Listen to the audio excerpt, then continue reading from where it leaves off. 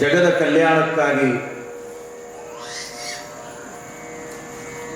ಅವತರಿಸಿರುವಂಥ ಮಹಾತ್ಮರಾದ ಸಂಗನಬಸವ ಮಹಾಶಿವಯೋಗಿಗಳವರ ತೊಟ್ಟಿಲ ಕಾರ್ಯಕ್ರಮದಲ್ಲಿ ನಾವೆಲ್ಲ ಸಂಭ್ರಮ ಸಡಗರ ಶ್ರದ್ಧಾ ಭಕ್ತಿಯಿಂದ ಪಾಲ್ಗೊಂಡು ನಾಮಕರಣವನ್ನು ಮಾಡಿ ಆನಂದವನ್ನು ಪಟ್ಟಿದ್ದೇವೆ. ಸಂಗನಬಸವರ ಅವತಾರ ಅದು ಮನುಕುಲ ಜಾತರ ಉದ್ಧಾರ. ಮಹಾತ್ಮರು ಮಹಾನುಭಾವರು ಪರಮ ಶಿವಯೋಗಿಗಳು ಆಗಿರುವಂಥ ಸಂಗನಬಸವ ಶಿವಯೋಗಿಗಳು ಈ ಮರ್ತ್ಯಲೋಕದ ಮಾನವರ ಉದ್ಧಾರಕ್ಕಾಗಿ ಕಲ್ಯಾಣಕ್ಕಾಗಿ ಮಸೂತಿಯ ಹಿರಿಯ ಮಠದ ಗೌರಮಾಂಬೆಯ ಪುಣ್ಯಗರ್ಭದಿಂದ ಅವತಾರವನ್ನು ತಾಳಿದರು. ಅವರು ಯಾತಕ್ಕಾಗಿ ಈ ಜಗತ್ತಿಗೆ ಅವತರಿಸಿ ಬಂದರು ಅನ್ನುವುದನ್ನು ನಮ್ಮದೇ ಆಗಿರುವಂಥ 4 ನುಡಿಗಳಲ್ಲಿ ಒಂದು ಸ್ವಾನುಭವದ ವಚನವನ್ನು ನಾವು ರಚನೆ ಮಾಡಿದ್ದೀವಿ ಇವತ್ತು ಮಧ್ಯಾಹ್ನ. ಮೆದುಳು ಅರಳುವಂತಹ, ಹೊಟ್ಟೆ ತಣಿಯುವಂತಹ, ಬುದ್ಧಿ ಶುದ್ಧವಾಗುವಂತಹ, ಮಾತು ಮಾಣಿಕ್ಯವಾಗುವಂತಹ, ಆತ್ಮ ಶುದ್ಧಿಯ ಹೆದ್ದಾರಿ ಹಿಡಿಯುವಂತಹ, ಹರಿದ ಕನ್ನಡವನ್ನು ಒಗ್ಗೂಡಿಸುವಂತಹ,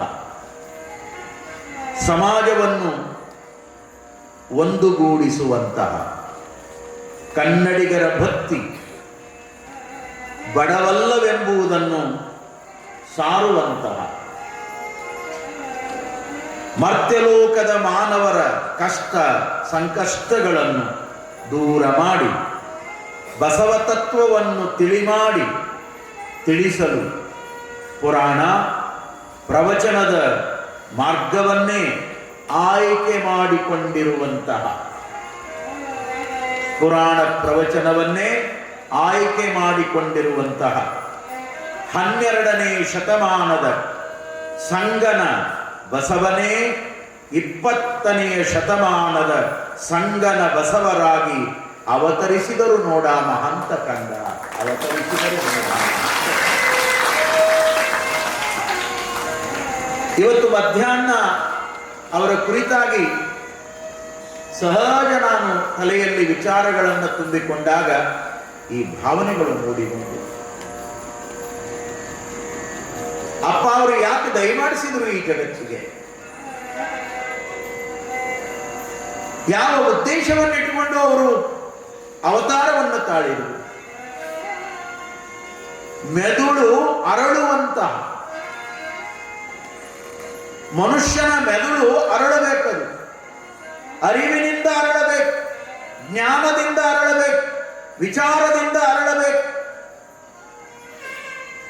ಯಾವ ಮೆದುಳು ಅರಳುತ್ತದ ಅಲ್ಲಿ ಮನುಷ್ಯ ಸಮಾಜದ ವಿಕಾಸ ಆಗುತ್ತೆ.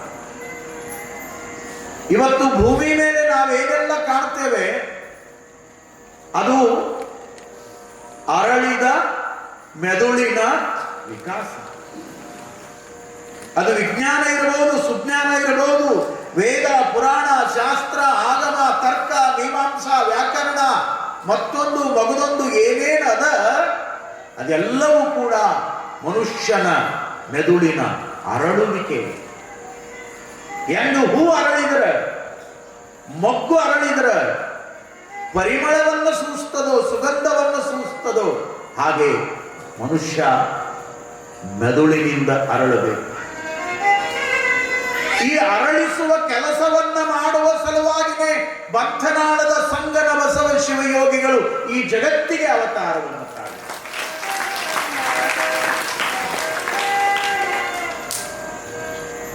ಅವತ್ತು ಅವರು ಅರಳಿಸುವ ಕೆಲಸವನ್ನ ಮಾಡಿದ್ದಾರೆ ಅಂತ ತಿಳ್ಕೊಂಡೆ. ಇವತ್ತು ಇಷ್ಟು ದೊಡ್ಡ ಕಾರ್ಯ ಇಲ್ಲಿ ನಡೆದದ. ಎಷ್ಟು ಹೇಳಿದ್ರು ಕಡಿಮೆನೇ ಅವರ ಬಗ್ಗೆ. ಏನು ಹೇಳೋದು, ಏನು ಬಿಡೋದು, ಯಾವುದನ್ನು ಹೇಳಿ ನಿಮ್ಮ ಮನಸ್ಸನ್ನು ತಣಿಸೋದು.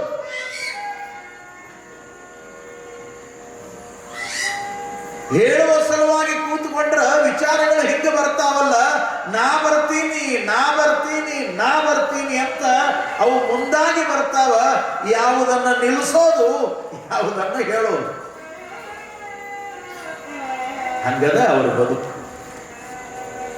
ಹೊಟ್ಟೆ ತಣಿಯುವಂತಹ ಆ ಕಾರ್ಯವನ್ನು ಮಾಡಿದ್ರು ಅಪ್ಪ ಅವರು.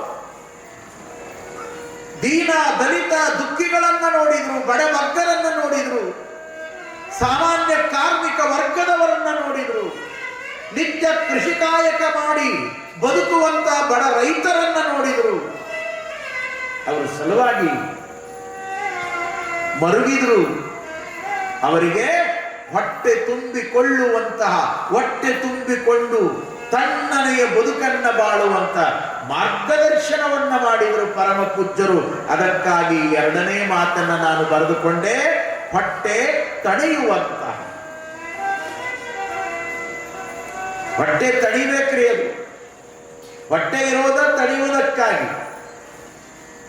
ಅದು ಹಸ್ಕೊಂಡಿರಬಾರದು. ಈ ಜಗತ್ತಿನ ಮೂಲ ಸಿದ್ಧಾಂತ ಏನು ಅಂದ್ರೆ ರೋಟಿ ಕಪಡ ಅವ್ರ ಮಖಾನ್, ಇವು ಮೂರು ಬೇಕ. ಪುರಂದರದಾಸನಂತ ದಾಸರು ಹೇಳಿದ್ರು, ಎಲ್ಲರೂ ಮಾಡೋದು ಹೊಟ್ಟೆಗಾಗಿ, ಗೇಣು ಬಟ್ಟೆಗಾಗಿ. ಅದನ್ನು ಭಗವಂತ ಕೊಟ್ಟು ಕಳಿಸ್ಯಾನಂದ್ರ ಅದು ಎಲ್ಲರಿಗೂ ತಣಿಯುವಂತ ರೀತಿಯೊಳಗೆ ಅನುಗ್ರಹವನ್ನ ಮಾಡಿದವರು ಪರಮ ಪೂಜ್ಯರು. ಅವರ ಶಕ್ತಿ ಎಷ್ಟು ದೊಡ್ಡದು ಅಂದ್ರ ಸುಮ್ಮ ವಿಚಾರ ಮಾಡ್ರಿ.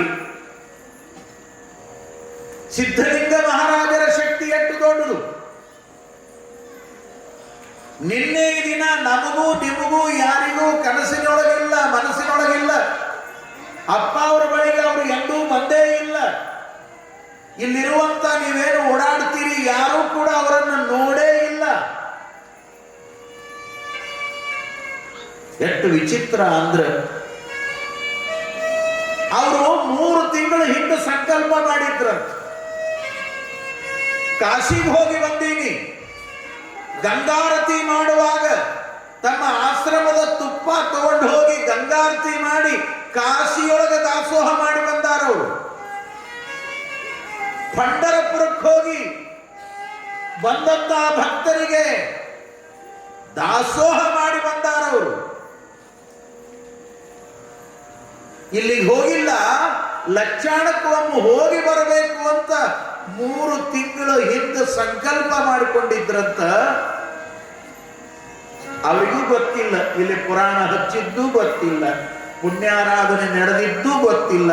ನಿನ್ನೆ ದಿನ ಬಂಧನಾಳ ಅಪ್ಪ ಅವರ ಜನನದ ಪ್ರಸಂಗವನ್ನ ಬಳಸ್ಕೊಂಡು ನಾವು ತೊಟ್ಟಿಲು ಕಾರ್ಯಕ್ರಮ ಮಾಡ್ತಾ ಇದ್ದೀವಿ ಅನ್ನೋದು ಕೂಡ ಅವ್ರಿಗೆ ಗೊತ್ತಿಲ್ಲ. ಇದಕ್ಕ ಪವಾಡ ಅನ್ನೋದು. 2 ಆತ್ಮಗಳ ಆನಂದದ ಮಿಲನ, ಅದು ಪವಾಡವಾಗ್ತದೆ.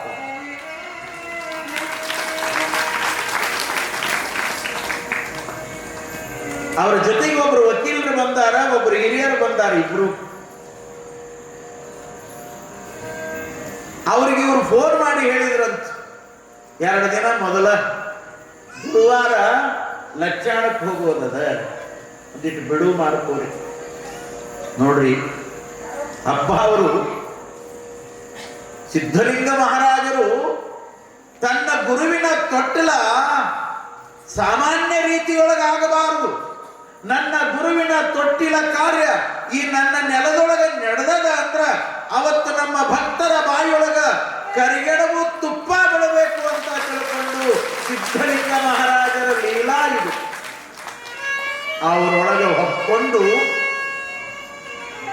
ಅವ್ರು ನಿನ್ನೆ ಬರುವಾಗ 1 ಕ್ವಿಂಟಲ್ ಕರಿಗಡಬ, ನೀವೆಲ್ಲ ಹೊಡೆದಿರಿ ಕಾಣ್ತದೆ. ನಿನ್ನೆ ನಾನು ತಗೊಂಡಿನಿ, ಒಂದು ತಗೊಂಡ್ರೆ ಸಾಕು, ಅಷ್ಟು ಆನಂದಿದ್ರು.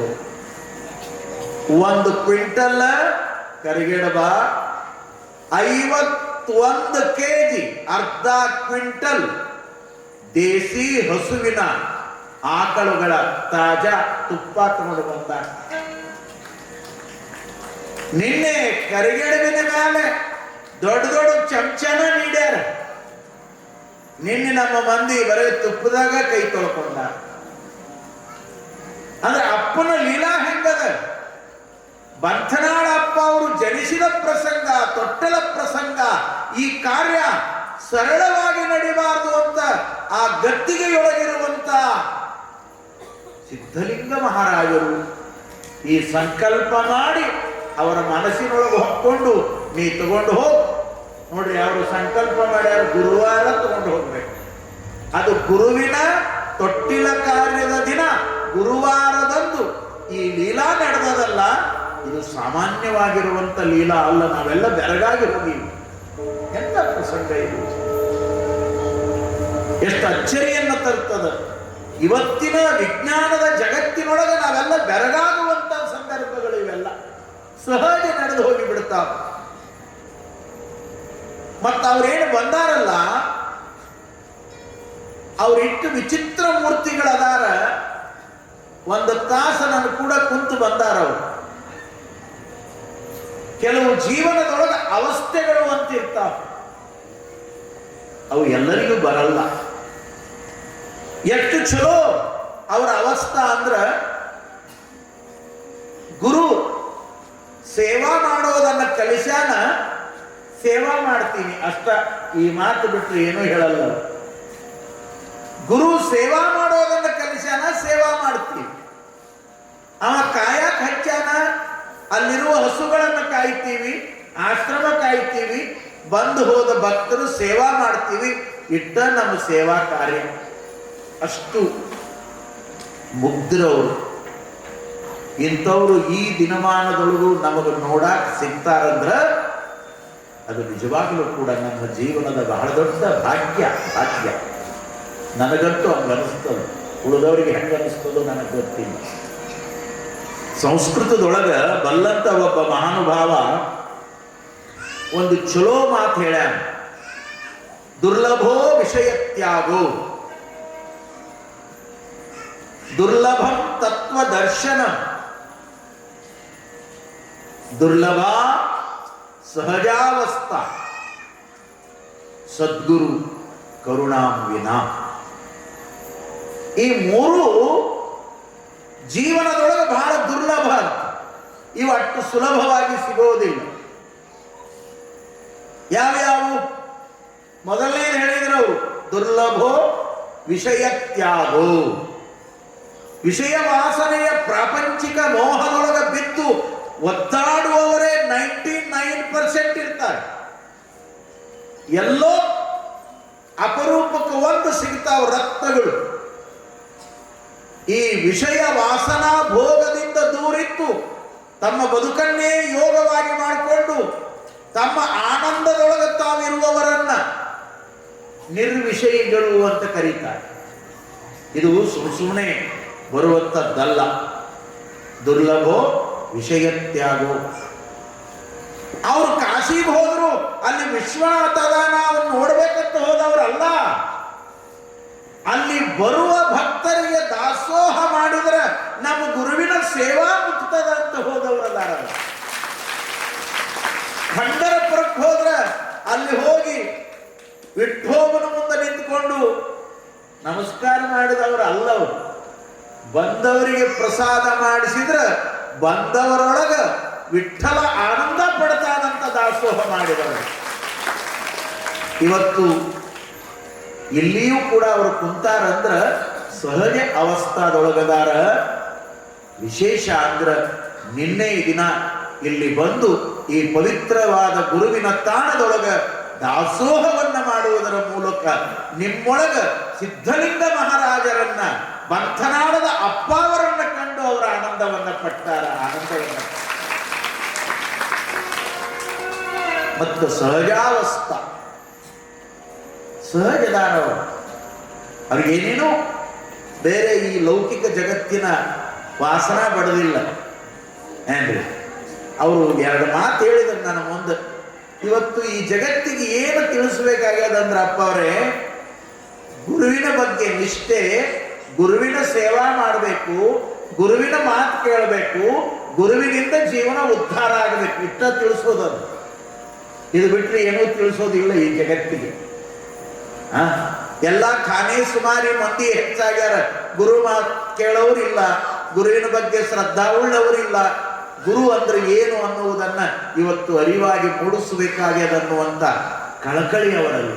ಅಂದ್ರೆ ಸೇವೆಯ ಮೂಲಕ ಗುರುವಿಗೆ ಭಕ್ತಿಯನ್ನು ಅರ್ಪಣೆ ಮಾಡುವಂತ ಎಷ್ಟು ವಿಶೇಷ. ನಿನ್ನೆಯ ದಿನ ತಣಿಸುವ ಏನು ಹೊಟ್ಟೆ ತಣಿಯುವಂತಹ ಲೀಲೆಯನ್ನು ಮಾಡಿದವರು ಬಂತನಾಳ ಅಪ್ಪ ಅವರು. ಅದ ಲೀಲೆ ನಿನ್ನೆ ನಡೆದು ಹೋಯ್ತಿಲ್ಲ. ಗೊತ್ತಿಲ್ಲ ಕಾರ್ಯದವರು ಬುದ್ಧಿ ಶುದ್ಧವಾಗುವಂತಹ ಮನುಷ್ಯನ ಬುದ್ಧಿ ಅದು ಶುದ್ಧವಾಯಿತು ಅಂದ್ರೆ ಈ ಸಮಾಜ ಉತ್ತಮ ರೀತಿಯಲ್ಲಿ ಬದುಕಾಕ ಬರ್ತದ. ಇದರ ನಿಜವಾದ ಜಾಗೃತಿಯನ್ನು ಮೂಡಿಸಿದವರು ಬಂತನಾಳದ ಅಪ್ಪ ಅವರು. ಬಂತನಾಳದ ಅಪ್ಪ ಅವರು ಏನೂ ಮಾಡಲಿಲ್ಲ ಜಗತ್ತಿನೊಳಗೆ. ಬುದ್ಧಿ ಶುದ್ಧವಾಗಿಟ್ಟುಕೊಳ್ಳುವಂತ ಜ್ಞಾನದ ಉಪದೇಶವನ್ನು ಮಾಡ್ತಾ ಅವರು ಓಡಾಡಿದರು. ಎಷ್ಟು ದೊಡ್ಡ ಕೆಲಸ ಇದೆ. ಅದರೊಟ್ಟಿಗೆ ಮಾತು ಮಾಣಿಕ್ಯವಾಗುವಂತಹ, ನಾವು ಗುರುವಿನ ಮುಂದೆ ಹೆಂಗ ಮಾತಾಡಬೇಕು, ನಾವು ಹಿರಿಯರ ಮುಂದೆ ಹೆಂಗ ಮಾತಾಡಬೇಕು, ನಾವು ತಂದೆ ತಾಯಿಗಳ ಮುಂದೆ ಹೆಂಗ ಮಾತಾಡಬೇಕು, ನಮಗಿಂತ ಹಿರಿಯರಾಗಿರುವಂತ ಅಣ್ಣ ಅಕ್ಕಂದಿರ ಮುಂದೆ ಹೆಂಗ ಮಾತಾಡಬೇಕು, ಜನರ ಜೊತೆಯಲ್ಲಿ ನಾವು ವ್ಯವಹರಿಸುವಾಗ ನಮ್ಮ ಮಾತು ಮಾಣಿಕ್ಯವಾಗಿರಬೇಕು ಅನ್ನುವಂಥ ಮಾತಿನ ಮೌಲ್ಯವನ್ನು ತಿಳಿಸಿದ ಮಹಾಕಾರ್ಯವನ್ನು ಮಾಡಿದವರು ಬಂತನಾಳಪ್ಪ. ಅವರ ಭಾಷೆ ಹಂಗಿತ್ತು, ಅವರ ಮಾತಿನೊಳಗೆ ಮಾಣಿಕ್ಯ ಇತ್ತು. ಅವ್ರಿಗೇನು ವಾಣಿಯಿಂದ ಅಪ್ಪಣೆ ಕೊಡ್ತಿದ್ರು ಅದೆಲ್ಲವೂ ಕೂಡ ಆಗ್ಯದ. ಅದಕ್ಕೆ ಪರುಷವಾಣಿ ಅಂತ ನಾವು ಕರೀತೇವೆ, ಅದಕ್ಕೆ ಪ್ರಸಾದವಾಣಿ ಅಂತ ನಾವು ಕರೀತೇವೆ. ನೋಡಿ, ಅದನ್ನ ಈ ನಾಡಿನೊಳಗವರು ಬೆಳಗಿ ಹೋಗ್ಯಾರ. ಅದರೊಟ್ಟಿಗೆ ಆತ್ಮಶುದ್ಧಿಯ ಹೆದ್ದಾರಿ ಹಿಡಿಯುವಂತಹ ಮನುಷ್ಯ ಉದ್ಧಾರದ ಹೆದ್ದಾರಿಯನ್ನು ಕಂಡುಕೊಳ್ಳಬೇಕು ಅಂದ್ರೆ ಆತ್ಮಶುದ್ಧಿಯಿಂದ ಬದುಕಬೇಕು, ಅಂತರಂಗದ ಶುದ್ಧಿಯಿಂದ ಬದುಕಬೇಕು. ಅದನ್ನೇ ಬಸವಣ್ಣನವರು ಹೇಳಿದ್ರು. ಕೂಡಲ ಸಂಗಮ ದೇವನ ಒಲಿಸುವ ಪರಿ ಯಾವುದು ಅಂದ್ರೆ ಅದು ಅಭಿಷೇಕ ಅಲ್ಲ, ಅದು ಪೂಜೆ ಅಲ್ಲ, ಅದು ಗಂಟೆ ಜಾಗಟೆಗಳಲ್ಲ. ಅದು ಏನು ಅಂದ್ರೆ ಬಹಳ ಚಂದ ಹೇಳಿದ್ರವರು. ಇದೇ ಅಂತರಂಗ ಶುದ್ಧಿ, ಇದೇ ಬಹಿರಂಗ ಶುದ್ಧಿ, ಇದೇ ನಮ್ಮ ಕೂಡಲ ಸಂಗಮ ದೇವನ ಒಲಿಸುವ ಪರಿ, ಅವನನ್ನು ಒಲಿಸಿಕೊಳ್ಳುವ ಮಾರ್ಗ. ಅದನ್ನೇ ಅಪ್ಪ ಅವರು ಸಾಮಾನ್ಯರಿಗೂ ತಿಳಿಸಿದ್ರು, ಅಸಾಮಾನ್ಯರಿಗೂ ತಿಳಿಸಿದ್ರು, ದೊಡ್ಡ ದೊಡ್ಡ ಸಾಹುಕಾರಗಳಿಗೂ ತಿಳಿಸಿದ್ರು, ಸಾಮಾನ್ಯ ಬಡ ಜನಾಂಗಕ್ಕೂ ತಿಳಿಸಿದ್ರು. ಆತ್ಮಶುದ್ಧಿಯ ಅರಿವಿನ ಜಾಗೃತಿಯನ್ನ ಅಪ್ಪ ಅವರು ಮಾಡಿದ್ರು ಈ ನಾಡಿನೊಳಗೆ.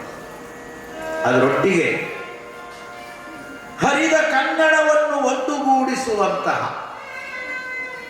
ಹಂಗಂದ್ರೇನು? ಕನ್ನಡ ನಮ್ಮ ನಾಡಿನ ಮಾತೃಭಾಷೆ. ಕನ್ನಡದ ಕಟ್ಟಾಳುಗಳಾಗಿ, ಅದರಲ್ಲಿ ವಿಜಯಪುರ ಜಿಲ್ಲೆಯೊಳಗೆ ಕನ್ನಡ ಅದು ಗಂಡು ಭಾಷೆ, ಅದನ್ನು ಉಳಿಸುವಂತ ಬಹಳ ದೊಡ್ಡ ಪ್ರಯತ್ನವನ್ನ ಅಪ್ಪ ಅವರು ಮಾಡ್ಯಾರ.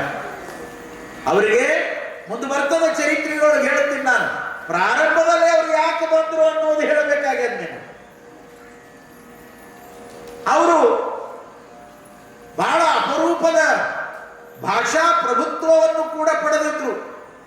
ಅವರಿಗೆ ಮರಾಠಿ ಬರ್ತಿತ್ತು, ಅವರಿಗೆ ಹಿಂದಿ ಬರ್ತಿತ್ತು. ಇದು ಆಧುನಿಕ ಜಗತ್ತು ಅಂತ ತಿಳ್ಕೊಂಡು ಇಂಗ್ಲಿಶಿನೊಳಗೂ ಪಾಂಡಿತ್ಯವನ್ನು ಪಡೆದ್ರಪ್ಪ. ಬಹುಶಃ ಅವರ ಸಮೀಪದ ವರ್ತಿಗಳಾಗಿ ಅವರ ಬದುಕನ್ನ ಕಂಡುಕೊಂಡವರು, ಅವರನ್ನು ಸರಿಯಾಗಿ ಅಧ್ಯಯನ ಮಾಡಿದವರು ಈ ಎಲ್ಲ ಮಾತುಗಳನ್ನು ಹೇಳ್ತಾರೆ. ಹಂಗಿತ್ತು. ಅವರು ಒಬ್ಬ ಯೋಗಿಯಾಗಿ, ಶಿವಯೋಗಿಯಾಗಿ, ತ್ಯಾಗಿಯಾಗಿ, ವಿರಾಗಿಯಾಗಿ, ಸಮಾಜಮುಖಿಯಾಗಿರುವಂಥ ಕಾರ್ಯಗಳನ್ನು ಮಾಡಿದರು. ಅದಕ್ಕಾಗಿ ನಾನು ಮುಂದೆ ಬರದೆ ಸಮಾಜವನ್ನು ಒಗ್ಗೂಡಿಸುವಂತ ಇವತ್ತಿನ ಕಾಲಕ್ಕೆ ಬಹಳ ಅವಶ್ಯಕ.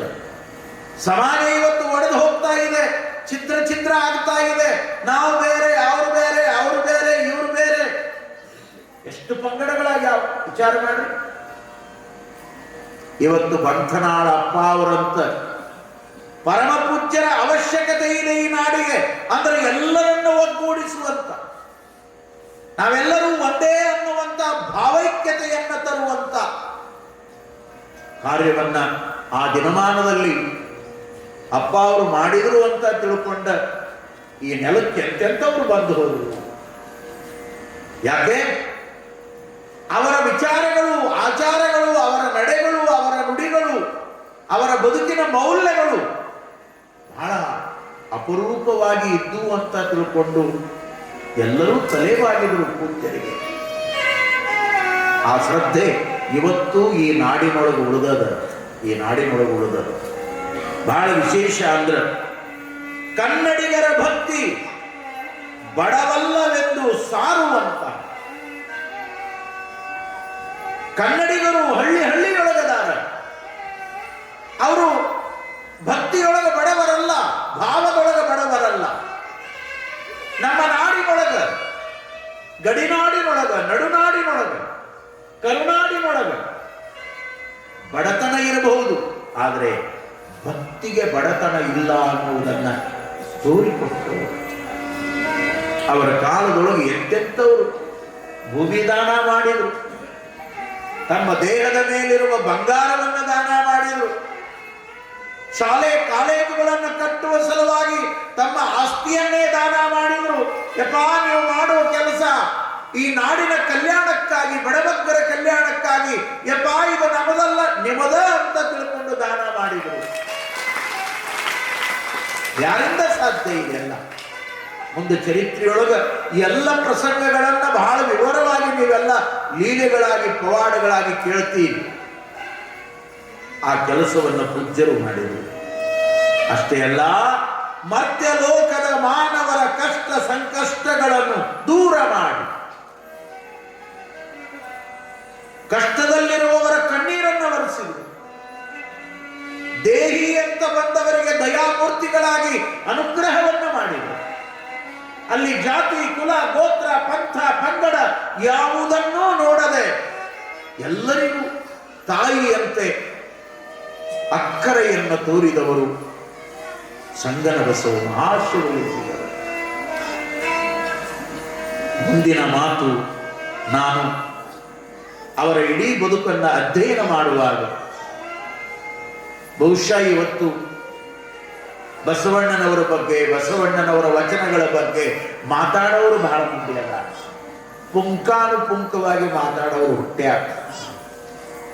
ಆದರೆ ಬಸವಣ್ಣನನ್ನ ಬದುಕಿನ ಪ್ರಸಾದವಾಗಿ ಅಲ್ಲಮ ಪ್ರಭುವಿನ ಸಲ್ಲಲಿತ ಪರಂಪರೆಯ ಬಂಧನಾಳ ಮಠದ, ಯರನಾಳ ಮಠದ ಒಡೆಯರಾಗಿರುವಂತ ಅಪ್ಪ ಅವರು ಬಸವ ತತ್ವವನ್ನೇ ಬದುಕಿನ ಉಸಿರಾಗಿ ಮಾಡಿಕೊಂಡ್ರು. ಯಾಕೆ? ಬಸವ ತತ್ವ ಅಂದ್ರೆ ಬೇರೆ ಏನೂ ಅಲ್ಲ, ಸಕಲ ಜೀವಾವಳಿಗೆ ಲೇಸನ್ನ ಬಯಸುವುದೇ ಅದು ಬಸವ ತತ್ವ. ಇವನಾರವ ಇವನಾರವ ಇವನಾರವ ಎಂದೆನಿಸದಿರಯ್ಯ, ಇವ ನಮ್ಮವ ಇವ ನಮ್ಮವ ಇವ ನಮ್ಮವ ಎಂದೆನಿಸಯ್ಯ, ಕೂಡಲ ಸಂಗಮ ದೇವ ನಿಮ್ಮ ಮನೆಯ ಮಗನೆಂದೆನಿಸಯ್ಯ. ಎಲ್ಲರನ್ನೂ ಕೂಡ ಸಮತಾ ದೃಷ್ಟಿಯಿಂದ ಕಂಡು ಅಪ್ಪಿಕೊಂಡು ಆನಂದ ನೀಡುವುದೇ ಬಸವಣ್ಣ ಕಟ್ಟಿದ ಸಮಾಜ. ಅದು ಬಸವಣ್ಣನಿಂದ 770 ಜನ ಶರಣರಿಂದ, ಶರಣೆಯರಿಂದ ಉದಿಸಿ ಬಂದಿರುವ ತತ್ವ, ಅದು ಸಮಾನತೆಯ ತತ್ವ. ಆ ತತ್ವವನ್ನ ತಿಳಿಮಾಡಿ ತಿಳಿಸುವ ಸಲುವಾಗಿ ಹಳ್ಳಿಗೆ ಏಕರಾತ್ರಿ, ಪಟ್ಟಣಕ್ಕೆ ಪಂಚರಾತ್ರಿಯಂತೆ ಸಂಚಾರ ಮಾಡಿ ಪುರಾಣ ಪ್ರವಚನದ ಮಾರ್ಗವನ್ನೇ ಆಯ್ಕೆ ಮಾಡಿಕೊಂಡಂತಹ ಬಂಧನಾಳ ಅಪ್ಪ ಅವರು ಅಂದ್ರೆ ಪುರಾಣ, ಬಂಧನಾಳ ಅಪ್ಪ ಅವರು ಅಂದ್ರೆ ಪ್ರವಚನ. ಅವರು ಎಲ್ಲಿ ಬಂದಾರ ಆ ಊರುಗಳ ಉದ್ಧಾರ ಆಗ್ಯಾವ. ಅವರು ಎಲ್ಲಿ ತಿಂಗಳಾನುಗಟ್ಲೆ ಪ್ರವಚನ ಮಾಡಿ ಮಂಗಲ ಮಾಡ್ಯಾರ ಅಲ್ಲೊಂದು ಶಿಕ್ಷಣ ಕೇಂದ್ರ ಉದಯವಾಗ್ಯದ. ಇದು ಅಪ್ಪ ಅವರು ಮಾಡಿದ ಬಹುದೊಡ್ಡ ಲೀಲೆ ಈ ನಾಡಿನೊಳಗೆ. ಶತಮಾನಗಳ ಹಿಂದೆ ಯಾವ ಸರ್ಕಾರಗಳು ಮಾಡದೇ ಇರುವ ಕಾಲದೊಳಗ ಇಂಥ ಸತ್ಕಾರ್ಯದ ಮಣಿಯವನ್ನ ಪೂರೈಸಿರುವಂತ ಮಹಾನುಭಾವರು ಅಂದ್ರ ನಮ್ಮ ಪುರಾಣದ ಪುಣ್ಯ ಪುರುಷರಾಗಿರುವಂತ ಸಂಗನ ಬಸವ ಮಹಾಶ್ರೀ. ಹಾಗಾಗಿ ಆಯ್ಕೆ ಮಾಡಿಕೊಂಡಂತಹ ಈ ದಾರಿ ಬಹಳ ಅದ್ಭುತವಾದ ದಾರಿ. ಕೊನೆಗೆ ನನಗೆ ಹಿಂಗನಿಸ್ತು, 12ನೇ ಶತಮಾನದ ಸಂಗನ ಬಸವನೇ 12ನೇ ಶತಮಾನದ ಸಂಗನ ಬಸವನೇ 20ನೇ ಶತಮಾನದ ಸಂಗನ ಬಸವರಾಗಿ ಅವತರಿಸಿದರು ನೋಡ ಮಹಂತ ಕಂದ ಮಹಂತ ಕಂದ.